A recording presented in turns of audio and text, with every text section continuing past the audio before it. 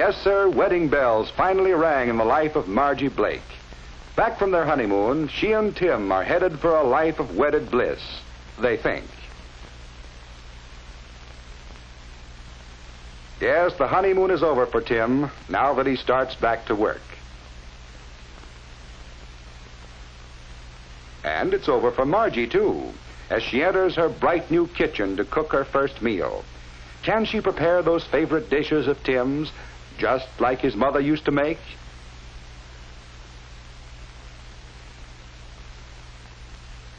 What would he like for dinner? He just loves chocolate cake.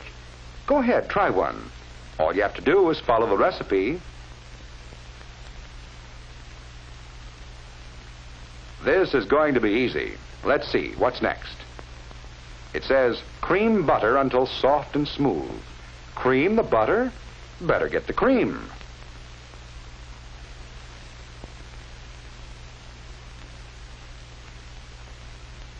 That's right, pour it in. The recipe says cream the butter, so put in lots of cream. Just look at that silky smooth texture of that batter. Will Tim be surprised?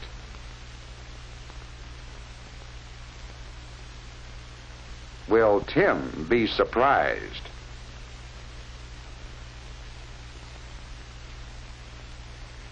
No, Margie, your cake didn't turn out so well because you misunderstood a term in your cookbook. You'll find that your cookbook contains many terms which pertain to cooking alone. It is necessary for you to know what these terms mean before you can interpret recipes properly. To cream butter merely means to work it with an instrument until it becomes soft and smooth.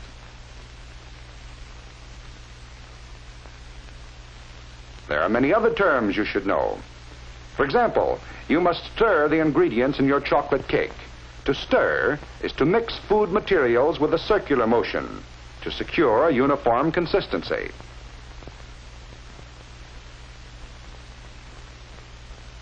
Later, you may be required to beat egg whites stiff but not dry, or so that they hold the greatest amount of air without losing their elasticity. You may have to fold two substances together. The process of folding combines two motions, cutting vertically through the mixture and turning over repeatedly by sliding the instrument along the bottom of the bowl. The purpose of this motion is to prevent loss of air from the ingredients. In making a frosting for that same cake, you may boil a sugar syrup. To boil is to cook at such a temperature that bubbles rise continuously and break on the surface. Later, your frosting recipe may call upon you to perform the test for the soft ball stage. And this is performed by adding a few drops of the substance to very cold water. If the drops form soft balls that can easily be flattened with the fingers, the material is at the soft ball stage, or a temperature of 235 degrees Fahrenheit. The frosting may have to be beaten. This may be done with an electric mixer.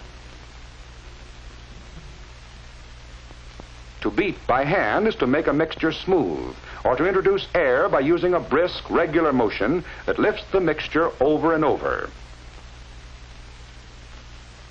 The making of this cake and the frosting on it involve the terms cream, stir, fold, boil, soft ball stage, and beat. Almost all bread and roll recipes call for kneading the dough. To knead means to manipulate with a pressing motion, accompanied by folding and stretching.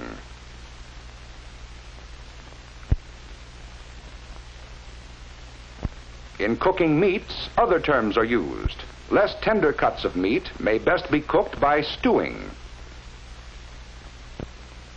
When applied to meats, this means to add a small amount of water and simmer until tender. To simmer is to cook in water just below the boiling point, or at a temperature of approximately 185 to 195 degrees Fahrenheit.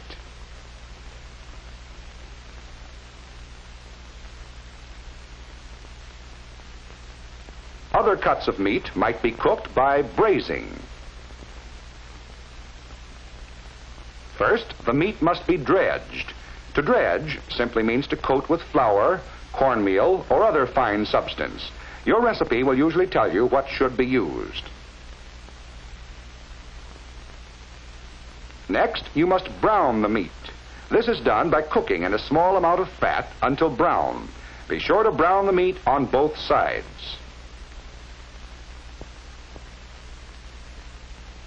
The third step in braising is to add water and cook by simmering. So you see that the term braise includes three other terms: dredge, brown, and simmer. Of course, braising is only one of the many, many ways in which we can cook meats. One of the most popular is roasting. The terms roast and bake mean the same thing: to cook by dry heat. But before you actually start to roast the meat, you may sear it. This is done by the short application of intense heat.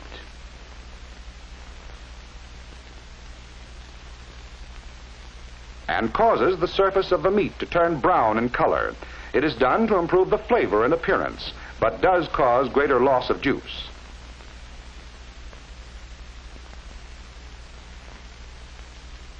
The oven temperature should then be reduced to proceed with the roasting. Suppose Margie's cookbook told her to marinate the vegetables before preparing the salad. Would she know what to do? To marinate means simply to saturate the food with a marinade. A marinade is an oil-acid mixture, which is usually a kind of salad dressing. The mixture is usually allowed to stand in the refrigerator for some time.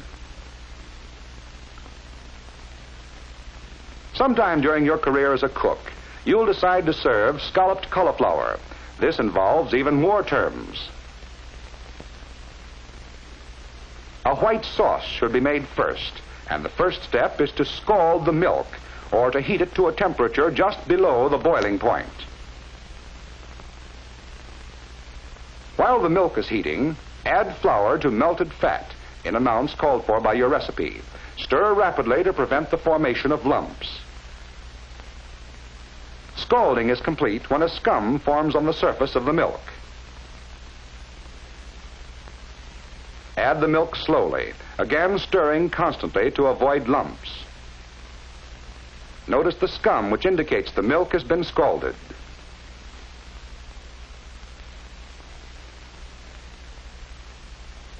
Meanwhile, the cauliflower must be boiled until tender.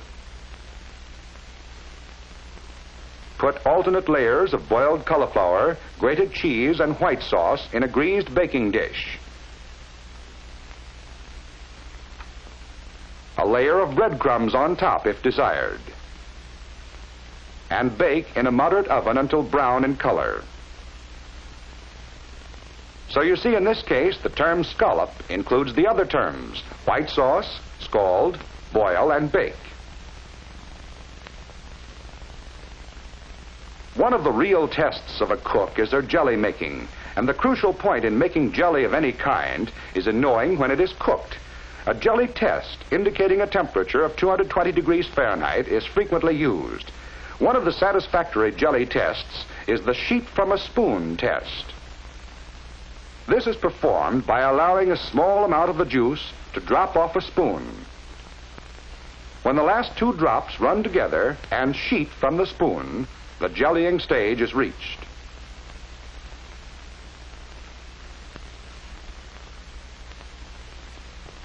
The jelly should be removed from the fire at once.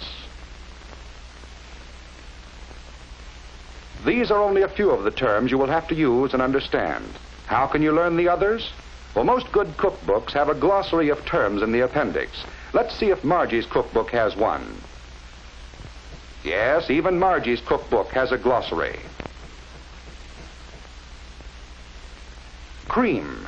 To soften a fat with a spoon or bigger, you also to combine the softened fat with sugar. If she had only looked at this before she baked that cake. But wait a minute. There's still time to bake another cake before Tim comes home to lunch. It'll be right this time, and he'll never know the difference.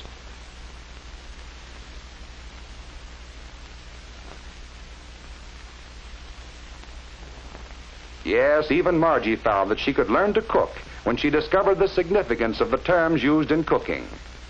And Tim will never know she ruined her first cake.